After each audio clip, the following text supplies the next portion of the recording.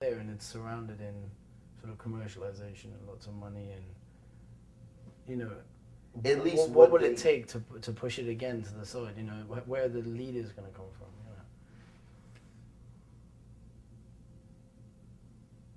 You know? Well, there are lots of leaders. There are lots of artists who are doing those sorts of things.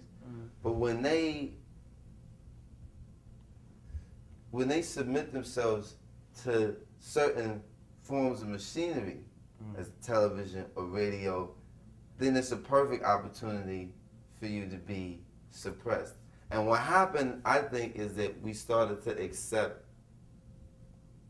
mainstream notions of success. Being on a top Billboard artist was not even in anyone's field of vision. It was just about being able to make music that was relevant to your center. Then your center started being relevant to the center, the mainstream center. And as a result, people started modifying themselves and, you know, changing appearances to appeal to the old center sensibility. Yeah. And now, if you weren't on the top 10 and Billboard, and this came from inside the culture, we adopted this. Yeah. If you weren't that type of artist, you weren't relevant. If you couldn't have that sort of mainstream appeal, you didn't matter. And it almost it had to be that you were lobbying or campaigning for the widest audience possible, which is harmful because it turns it into like a tournament type of atmosphere where you're competing against not only your own contemporaries but other genres, and it's got to be splits up. Like a very gladiator type of atmosphere, you know. What happens to the message in there? You know, I mean, this is the whole thing. If it's getting split up that much, to maintain a pretty solid message must be near impossible. Well, you know, if people, it's really simple. You know, the radio stations won't play certain records, and they only play roughly 35 to 40 records in any given rotation anyway. Can I have one? Yeah, sure. So, this is the first time I've smoking camera. I apologise to my nan. Sorry, Nan. I'm trying to like it, so they only play a certain amount of records, and they say they don't play certain records because, well, that's not what people want to hear. Yeah. This says who? Says the program director, who usually works for some large broadcast corporation. If you take that apart enough, if you've got media owned by like 4 companies, how, you know, all of the media in this country, if it's owned by like, you know, maybe 4 major companies, then how do you get the message out there if there's... You just have to do it. And you have to just go directly to the people. I mean, you can't depend on MTV or Hot 97. I mean, I've attempted to. I've attempted to do that. And I've had really good records. I mean, I've been nominated for Grammys and for gold records. And I've had program directors even tell me, Most, I like you. I love your music, but I can't. It doesn't fit into our format. The format is predetermined. Yeah. And it's pretty predictable. Everybody makes it like it's not that premeditated. You're being conspiracy theorist. And it's like, if it's not that premeditated, why is it so predictable? Yeah. If it's not premeditated, how come it's so reliably uniform? So homogenized. It's sex, violence,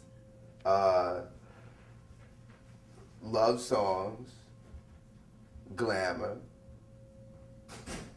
dance. That's it. Stuff. There's no real information on these stations. So as a result, there's no real information in the music, and that's not what they're about. That's not what their programming mandate is about. Their programming mandate is about surface pop culture, and that's really problematic for us as a community because the only culture that we have in this country is the ones that we create.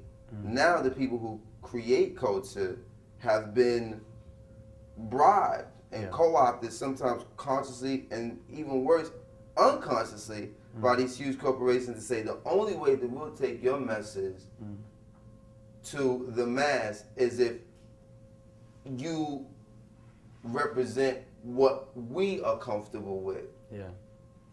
Seeing your community or seeing your demographic, which is a really kind of sterile terminology for people and a community. It's like, well, your demographic, we're comfortable with you representing this to them. We like it when we're comfortable with that imagery. And anything outside of that, we're hesitant on. So do you already have to have media? I mean, the problem is that, you know, when you've got someone like Mumia who's, you know, now is, you know, you kind of have to be looking for him to find him. You kind of have to be, you know, I mean, he's there, he's accessible on the web, you know, his commentaries are there every week, but you know, if you're not looking for him, he's very hard to find. So does that make it a problem in terms of, do you already have to have media exposure to be able to make that message? Or do you just got to keep plugging away? Well, I mean, those are type of scientific types of questions. Do I think that? I think the certain messages. Because it's just that I've found Mumia through, you know, I mean, from my mum. You know, she's political. You know, so you know, I've sort of been raised in that. But if I hadn't been, I don't know if I ever would have known about it. Do you know what I mean? I think that there's a bit of advice that a writing professor and a great novelist, Victor Laval, gave me. I asked him what he tells his students, and he told me that he tells the students to write as if they're the only ones that would understand. Right. I like that. And in doing that, they will become universal. And I think that applies to people like Mumia or people who have a real message who may not, who for whatever reason have been stymied by the mass media or rejected or persecuted, is that somehow in a way that we may not even be able to measure, this far less empirical than we could imagine. The message just gets out just on the virtue of what it has to say. True, yeah, very true. And some people might view that as idealistic, but I sincerely believe that, and there's so many examples of that. I find that actually people who are less concerned with that end up getting it. You know, you get guys like Dylan or Bob Marley. Those weren't that wasn't the aim. The aim was to make their most honest work. Yeah. And because they did it, it just gets airborne, and there's something else. That's the thing about information, is that it's really, the truth is a form of magic. And it finds its way to people. Without a machine, without approval from the gatekeeper. How did that happen? It just did. Yeah. It just did. Like anything else. Because you're involved. Approval from the gatekeeper.